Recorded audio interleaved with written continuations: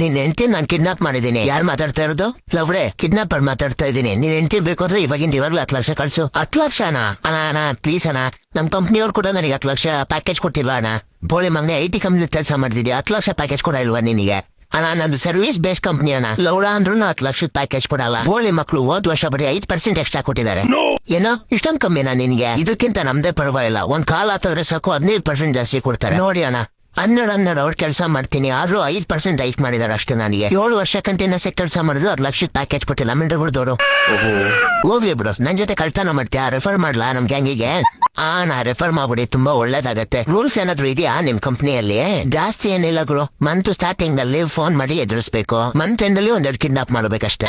ಸರಿ ಅಣ್ಣ, ಏನ್ ಪ್ಯಾಕೇಜ್ ಕೊಡ್ತೀರಾ? 15 lakh monthly package, 1 lakh joining bonus. ಸರಿ ಅಣ್ಣ, ಈ ಮಿಂಡ್ರಗುಡ್ಡಿ ನೋಟಿಸ್ ಪೀರಿಯಡ್ ಮುಗ್ದಿದ ತಕ್ಷಣ ಬರ್ತೀನಿ. ಸರಿ ಮಗ, ನಿನ್ ಹೆಂಡತಿನ ಮನೆ ಕಳಿಸ್ತೀನಿ, ಬೇಗ ಜಾಯ್ನ್ ಆಗ್ಬಿಡು.